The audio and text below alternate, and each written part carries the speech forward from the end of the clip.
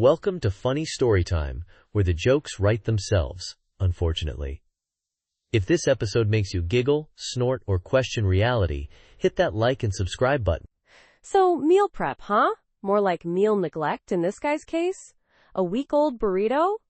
That's not meal prep, that's a science experiment. I know, right? My grandma's fruitcake has a shorter shelf life. I bet that burrito had developed its own ecosystem by day 3. Probably had little burrito civilizations thriving in there. Imagine the archaeological dig. We've unearthed a layer of fossilized guacamole, evidence of an ancient bean culture. Oh, and the smell? I bet opening that Tupperware was like unleashing a bioweapon. Forget pepper spray, that burrito could take down a small army. I'm picturing him dramatically presenting it on a plate like, "Behold my culinary masterpiece, aged to perfection." Meanwhile, it's emitting a faint green glow. Aged implies improvement. I think fermented is a more accurate term here.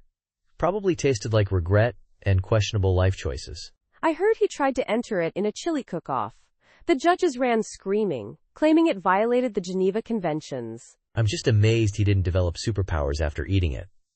Like the ability to withstand nuclear radiation or communicate with mold. Maybe that's the secret. He's been meal prepping that same burrito for years. He's immortal. That explains so much. He's not cheap. He's playing the long game. Maximum burrito, minimum effort. A true visionary. We should all be so lucky. I'm going to try it. See you in a century when I achieve burrito-induced immortality. Welcome to Funny Storytime, where the jokes write themselves, unfortunately.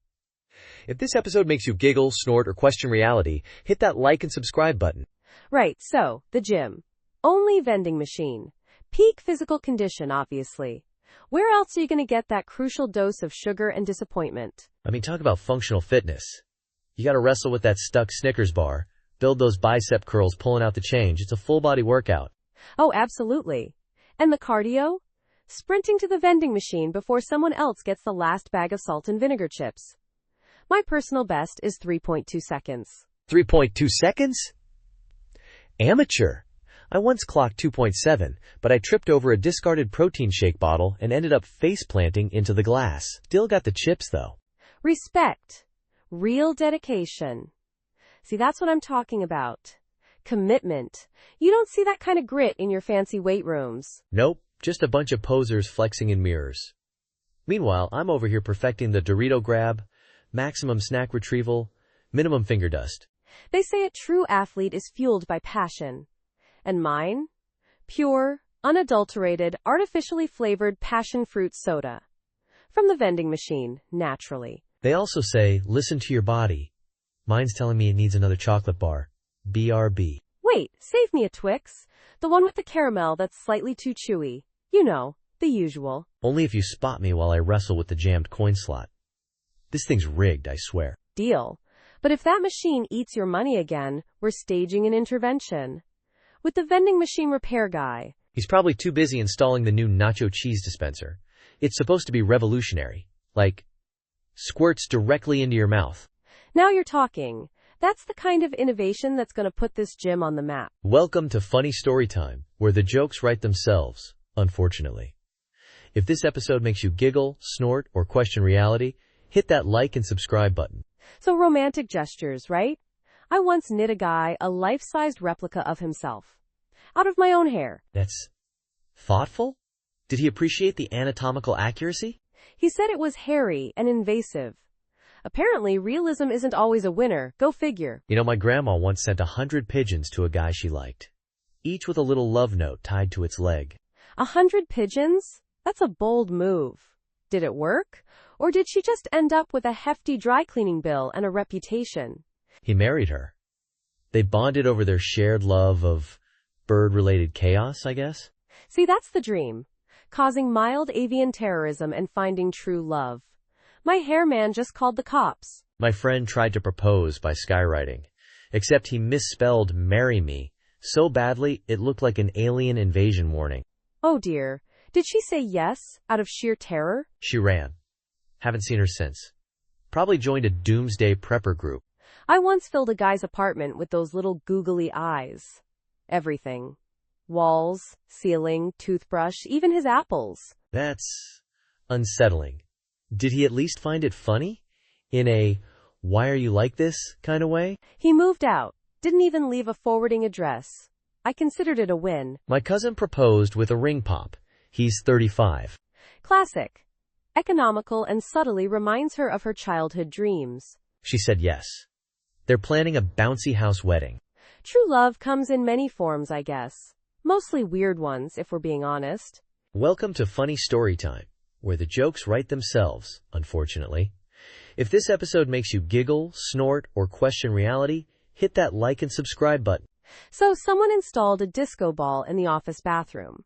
And not just any disco ball, a miniature one, like it's for hamsters getting ready for a rave. A hamster rave? That's oddly specific. Are you implying our office bathrooms are frequented by tiny, party-loving rodents? I'm not times implying it. Look, I'm just saying.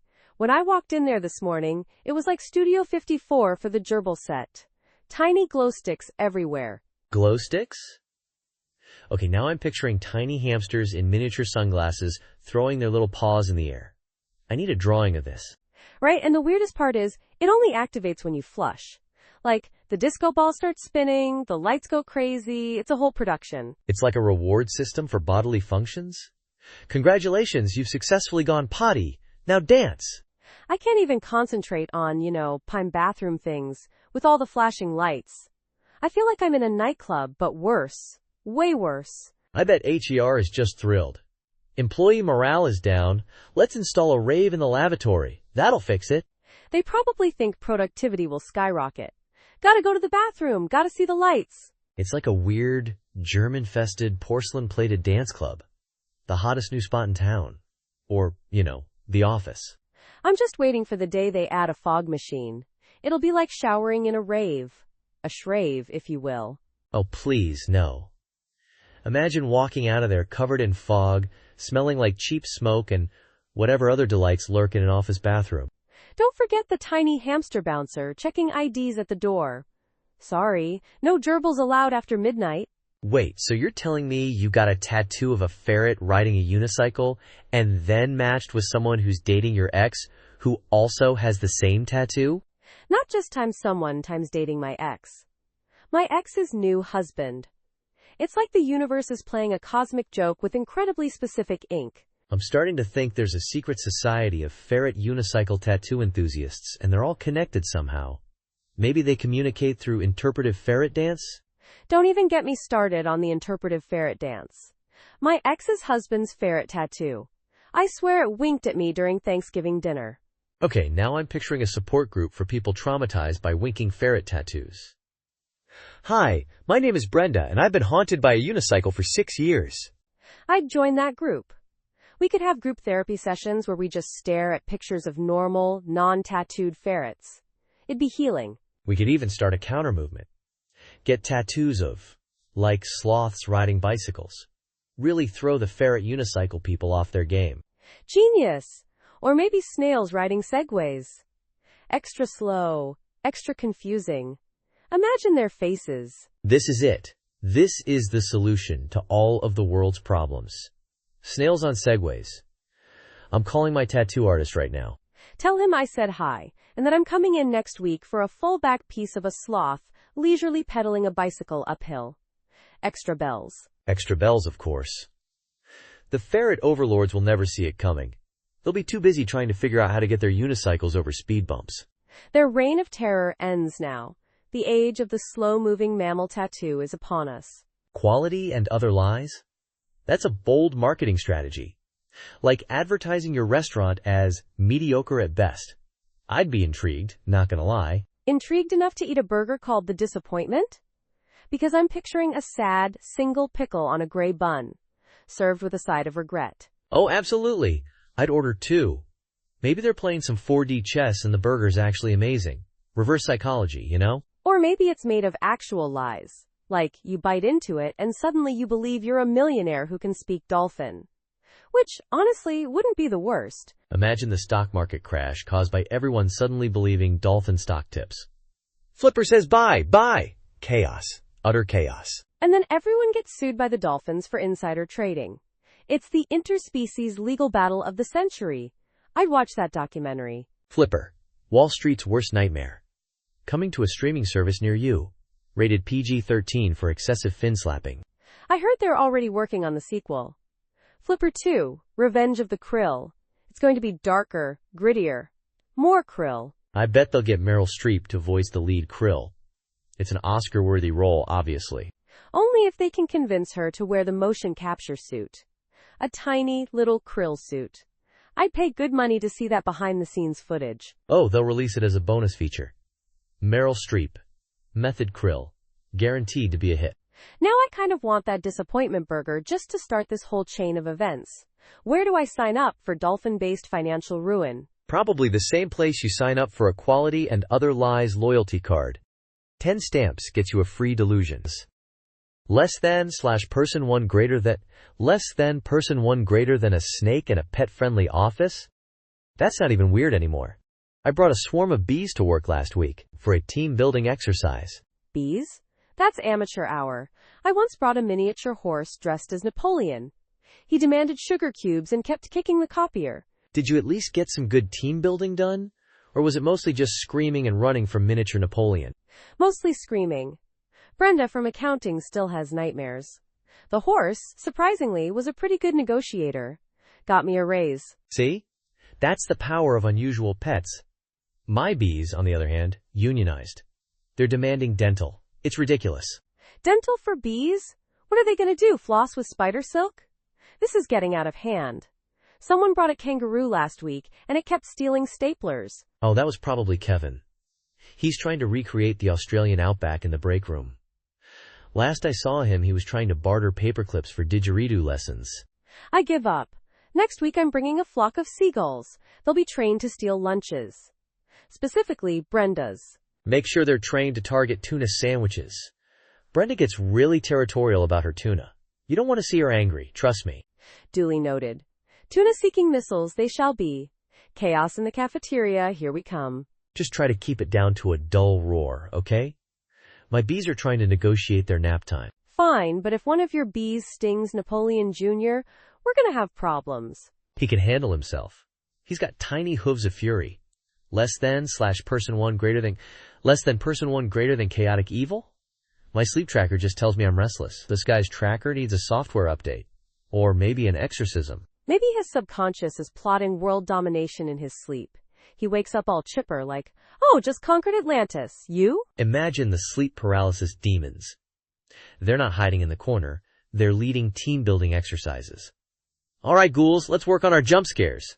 His dream journal must be wild. Tuesday, fought a dragon made of mayonnaise. Wednesday, reorganized the filing cabinets of hell. I bet his REM cycle looks like a heavy metal mosh pit. Brainwaves thrashing around, no rhythm, just pure chaotic energy. His sleep talking is probably just him muttering evil incantations. Mwaha, Snugglepuff, Destroy, Blanky. You know, standard villain stuff. And snoring? That's not snoring. That's the sound of 1,000 tiny, evil hamsters powering his doomsday device. You think his doctor took one look at the sleep report and just said, Sir, I'm prescribing you a good priest. Honestly, I'd be more concerned if it said, lawful good. That's just creepy levels of self-control, even while unconscious. True. Lawful good sleepers probably have perfectly folded dreams and alphabetized nightmares. Their sleep paralysis demon is just their grandma reminding them to floss. The horror! They probably wake up feeling times rested.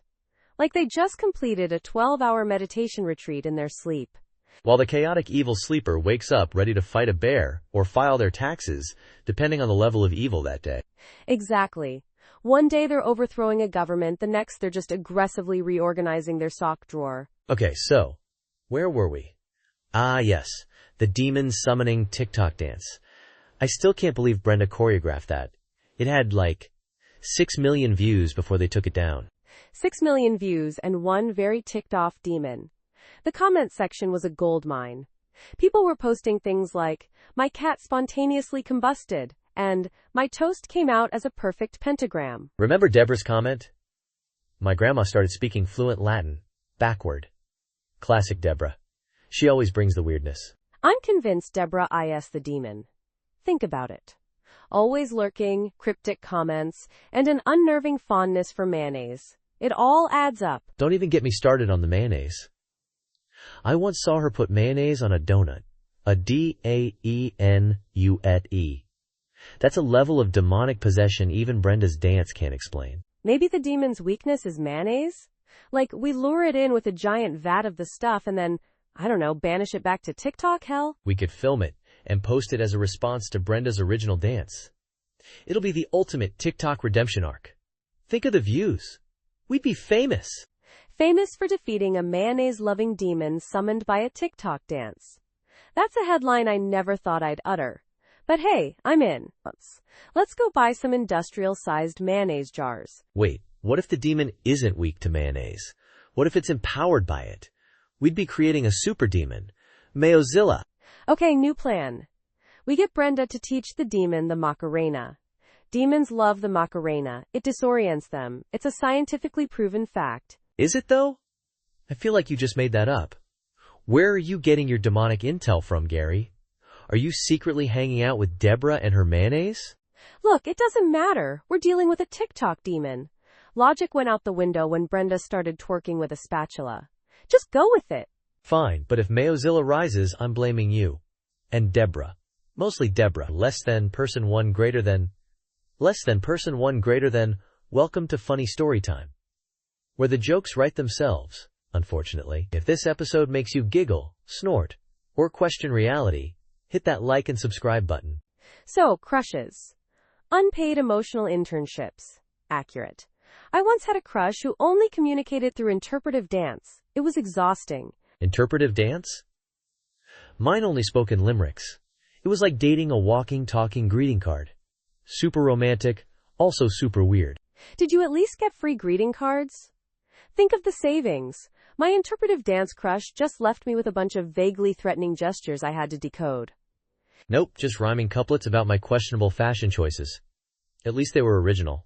I think he works for Hallmark now, small world. My crush now works as a traffic controller. All those dramatic flails finally paid off. Still can't cross the street without feeling judged, though. See? Unpaid internships. You put in all that emotional labor, deciphering their weird communication styles, and what do you get? Nothing. Nada. Zilch. Except maybe a lifetime supply of anxiety and the occasional flashback to a particularly aggressive jazz hand incident. The emotional equivalent of a participation trophy. Exactly. We should start a support group. Crushes Anonymous. We survived the unpaid emotional labor and all we got was this lousy t-shirt. I'd join. We could share stories and develop healthy coping mechanisms, like aggressively returning unsent love letters. Or learning to speak fluent limerick as a form of self-defense. Think of the possibilities.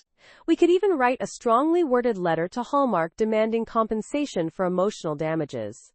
It's time someone paid for all those wasted metaphors. Welcome to Funny Story Time, where the jokes write themselves, unfortunately.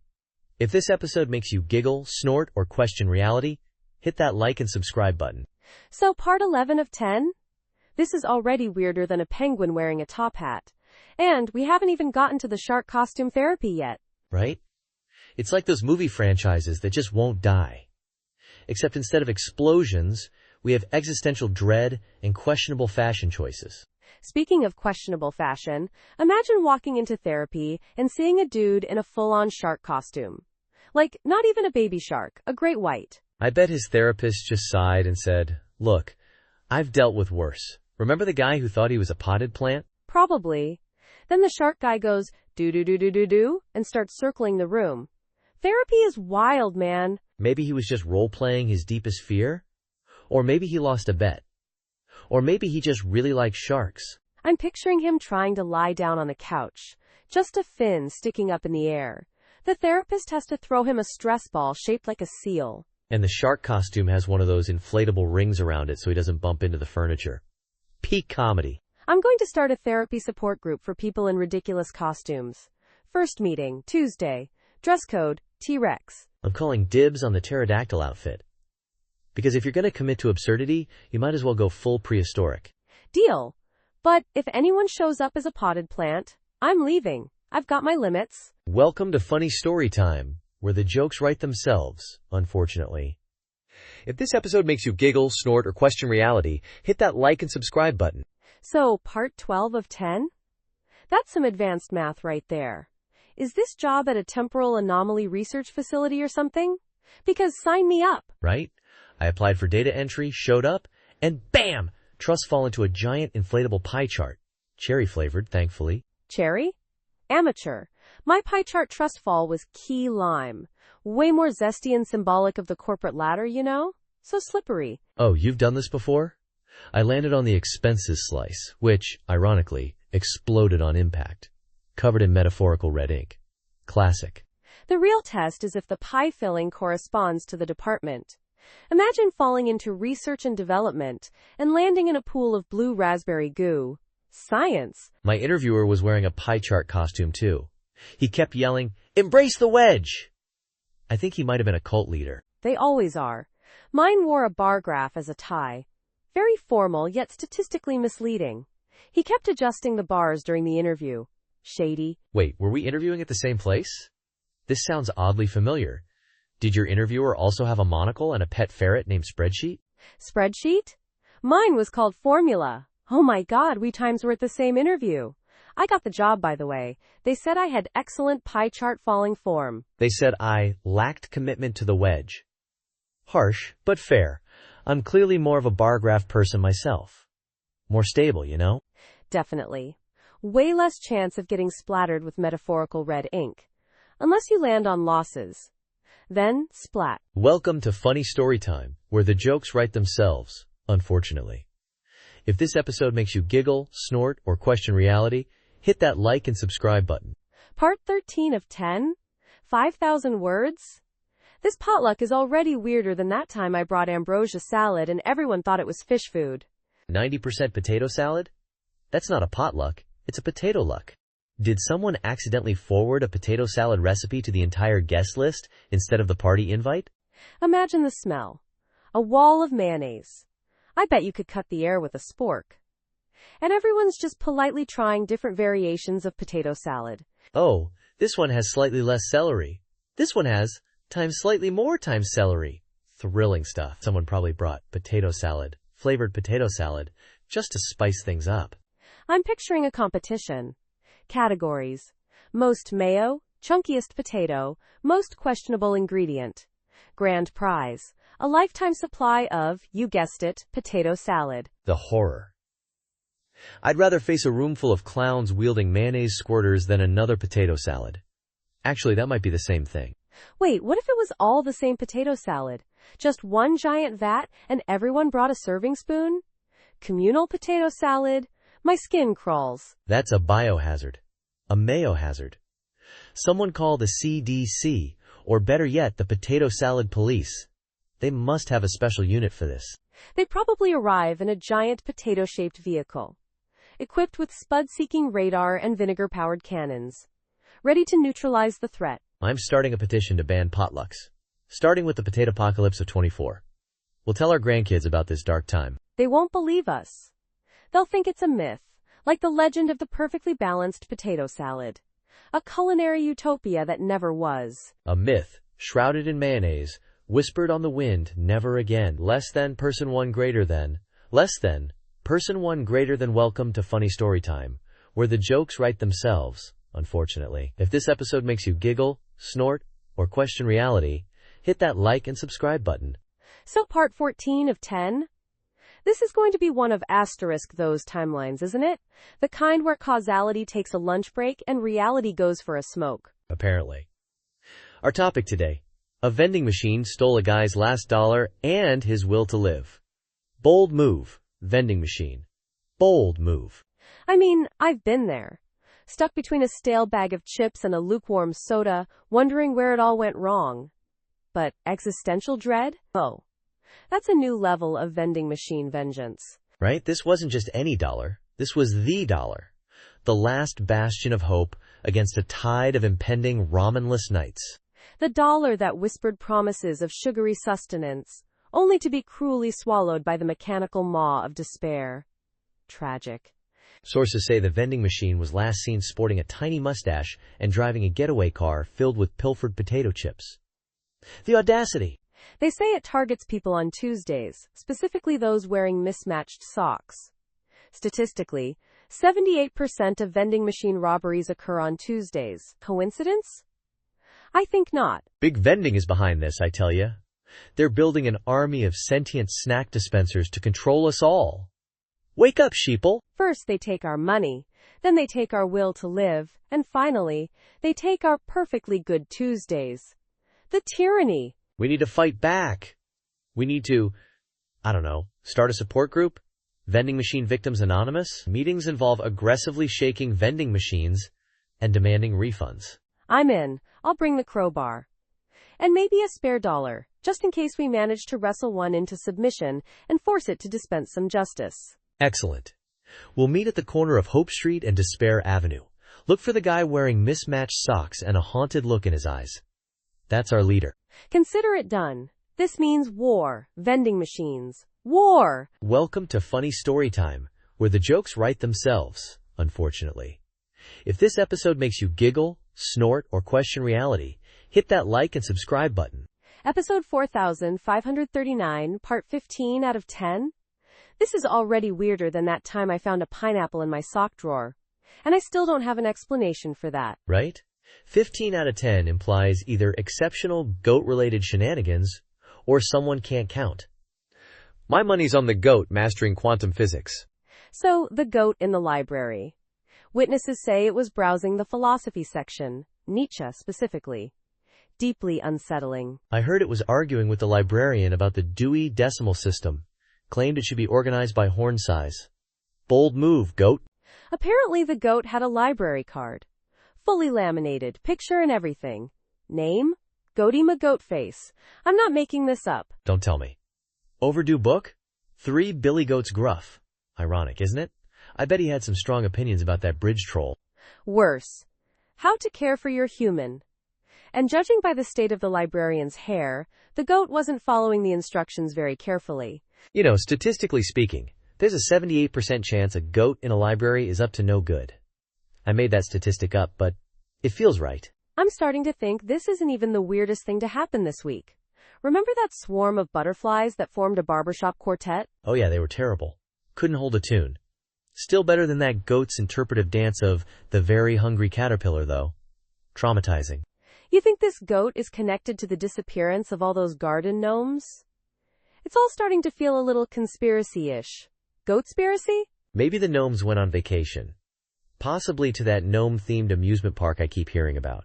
Gnomenland? I swear, that goat knows something. This calls for an investigation. We need answers, damn it.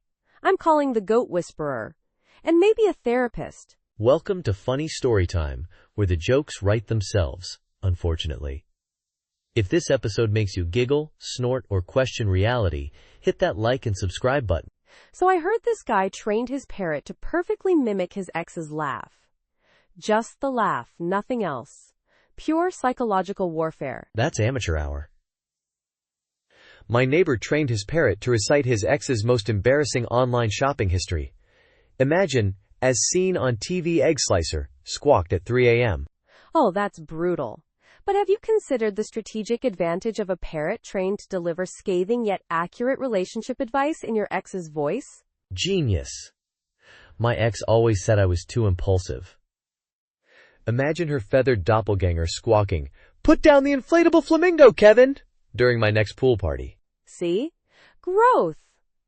But what if the parrot starts giving good times advice in your ex's voice? Suddenly, you're taking life lessons from a bird impersonating the woman who dumped you for a mime. Existential crisis averted.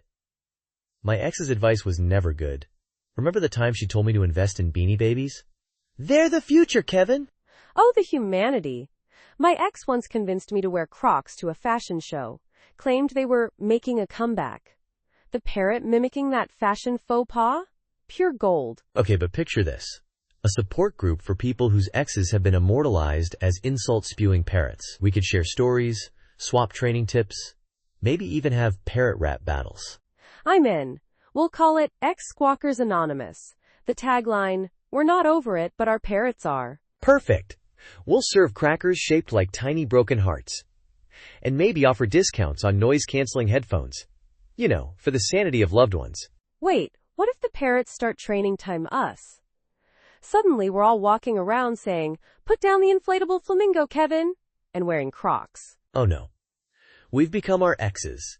The parrots have won. Less than person one greater than. Less than person one greater than. Welcome to Funny Story Time, where the jokes write themselves, unfortunately. If this episode makes you giggle, snort, or question reality, hit that like and subscribe button. So, part 17 of 10?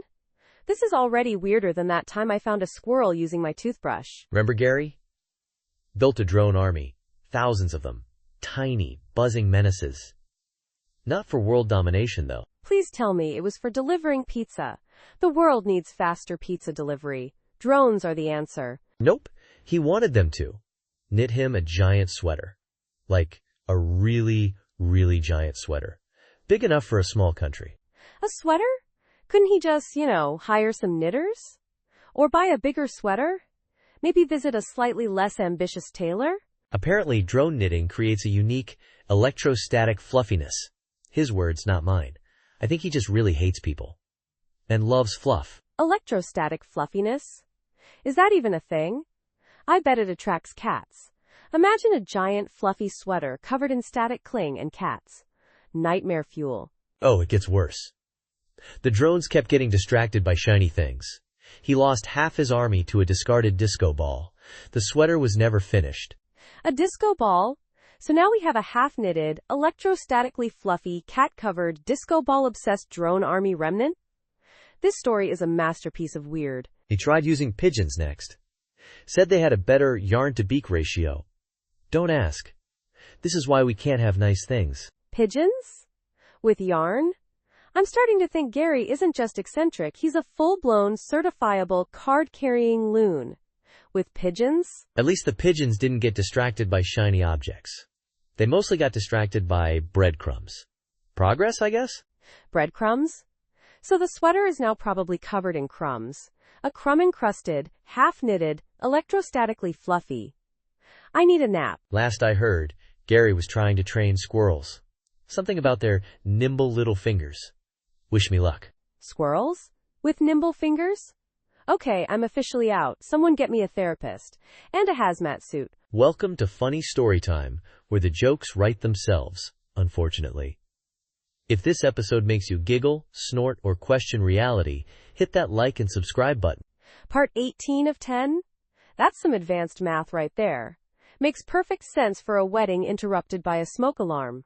Probably division by zero gone wrong. It was a themed wedding, you see. Disasters we've narrowly avoided. The smoke alarm was planned. Part of the centerpiece, actually. Oh, of course. Makes total sense. Did they also have a miniature earthquake simulator under the cake? Or maybe a rogue Roomba dressed as a runaway bride? Close.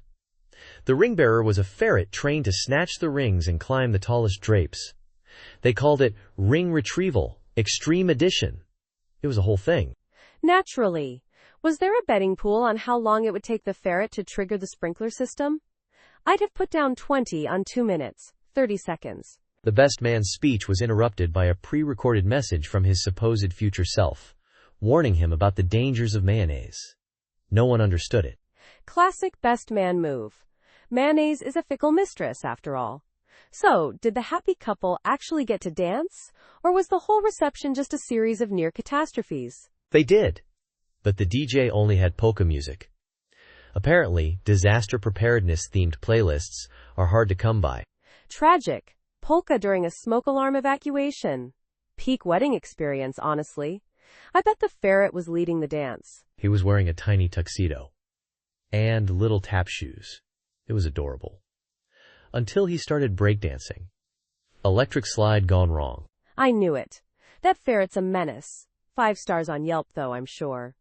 Best wedding entertainment ever. Would hire again for my divorce party. The wedding favors were fire extinguishers. Personalized, of course. Barry and Brenda's Inferno. Thanks for extinguishing the flames of loneliness with us. I'd have stolen at least 3. You never know when a rogue Roomba might start a kitchen fire, especially one dressed as a runaway bride. Welcome to Funny Story Time, where the jokes write themselves, unfortunately. If this episode makes you giggle, snort, or question reality, hit that like and subscribe button. So part 19 of 10? This is already weirder than a cat wearing trousers. A 5,000-word script about a guy and a drone? Buckle up, Buttercup. He tried to fight a drone with a broomstick, they said. Not even one of those fancy Quidditch broomsticks. Just a regular, garden-variety, cobweb-collecting broomstick. Ambitious. I bet he yelled Expelliarmus, too, didn't he? Please tell me he yelled Expelliarmus. I'm picturing him in a wizard robe and fuzzy slippers, just absolutely committed to the bit. Oh, absolutely. Full wizard regalia. Except the pointy hat, he traded that for a colander. Improved aerodynamics, he claimed. Less wind resistance for maximum broom-swinging velocity. Genius. Pure, unadulterated genius. Did the drone, cower in fear? Did it malfunction from the sheer absurdity of the situation? I bet its little drone brain just short-circuited. Nah, the drone just hovered there, blinking. Probably uploading the footage to drone TikTok with the caption, "Florida man strikes again." Instant viral sensation. Millions of views. This guy's a legend. He's living in 3042 while we're stuck here in 2023. I bet he's got a whole arsenal for fighting technology. A potato masher for smartphones. A spatula for laptops. Oh, he does. He uses a rolling pin to flatten smartwatches. Calls it asserting dominance over the machines. Says they get too uppity with their notifications. I need to meet this guy. He's my spirit animal. We'll form a Luddite League of extraordinary anti-tech warriors. Our motto, if it beeps, we sweeps. Imagine the merch. T-shirts with a broomstick silhouette against a drone. Mugs with the slogan, "Don't drone me, bro. We'll be rich." Rich and technologically inept. It's the dream. Okay, hit me with part 20 of this epic saga. I'm on the edge of my non-smart, entirely analog seat. All right, settle down.